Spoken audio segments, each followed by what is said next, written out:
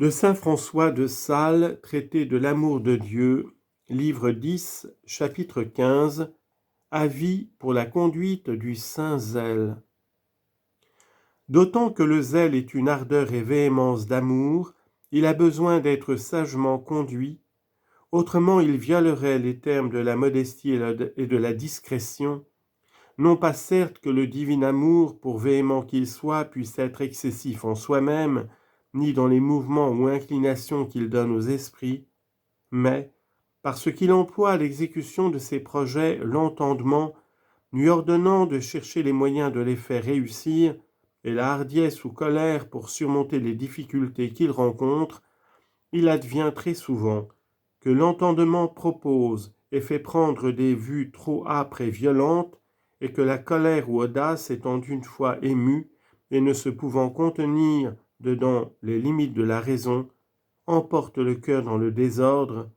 en sorte que le zèle est par ce moyen exercé indiscrètement et dérèglement, qui le rend mauvais et blâmable. David envoya Joab avec son armée contre son déloyal et rebelle enfant Absalom, lequel il défendit sur toute chose qu'on ne toucha point, ordonnant qu'en toute occurrence on eût soin de le sauver. 2 Rois 18:5. Mais Joab étant en besogne, échauffé à la poursuite de la victoire, tua lui-même de sa main le pauvre Absalom, sans avoir égard à tout ce que le roi lui avait dit. 2 Rois 18:14. Le zèle de même emploie la colère contre le mal et lui ordonne toujours très expressément qu'en détruisant l'iniquité et le péché, elle sauve, s'il se peut, le pécheur et l'inique. Mais elle, étant une fois en fougue, comme un cheval fort en bouche et bizarre, elle se dérobe,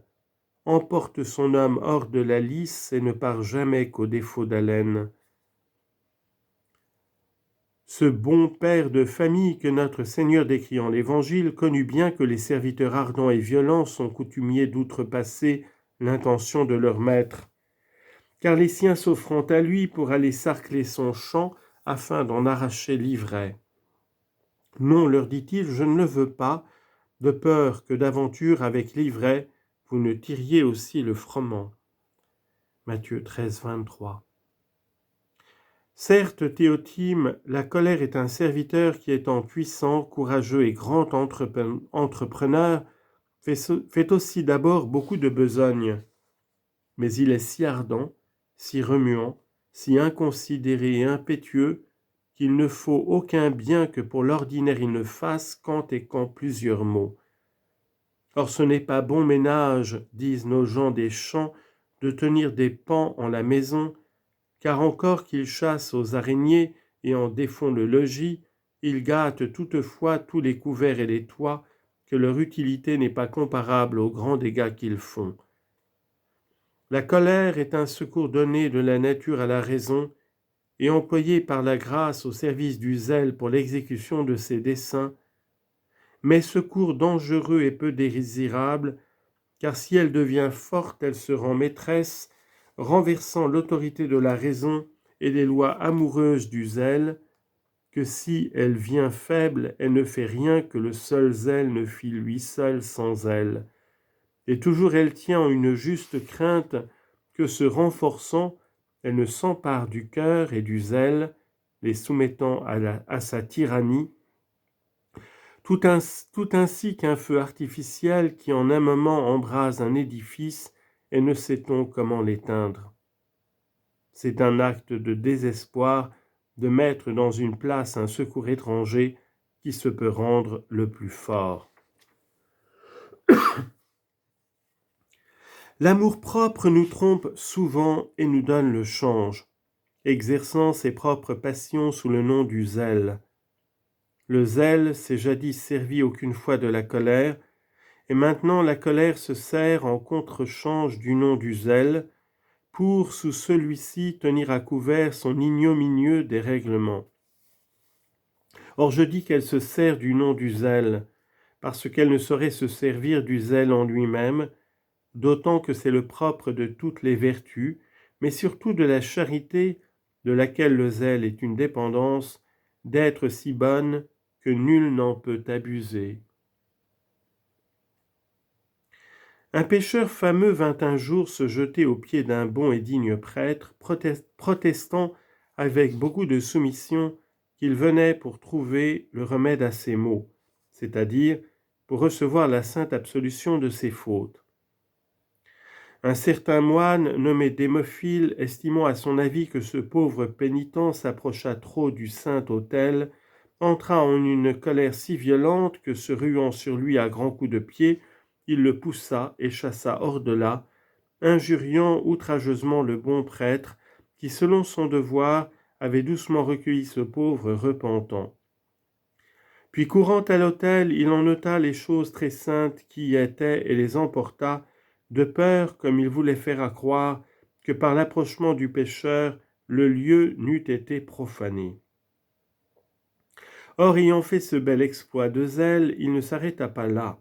mais en fit grande fête au grand Saint-Denis Aréopagite par une lettre qu'il lui en écrivit, de laquelle il reçut une excellente réponse, digne de l'esprit apostolique dont ce grand disciple de saint Paul était animé. Car il lui fit voir clairement que son zèle avait été indiscret, imprudent et impudent tout ensemble,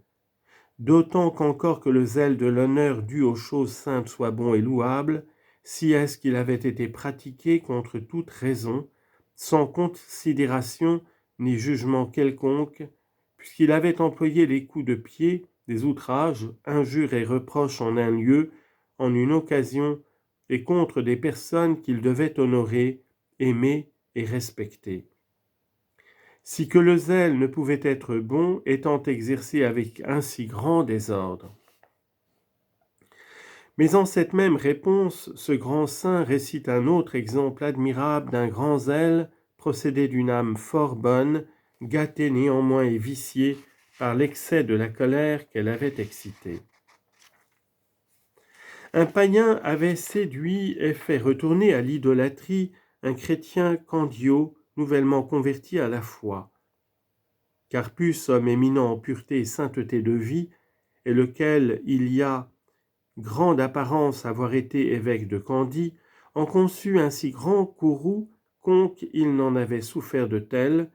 et se laissa porter si avant cette passion que, s'étant levé à la minuit pour prier selon sa coutume, il concluait à part soi qu'il n'était pas raisonnable que les hommes impies vécussent davantage, priant par grande indignation la divine justice de faire mourir d'un coup de foudre ces deux pécheurs ensemble, le païen séducteur et le chrétien séduit. Mais écoutez,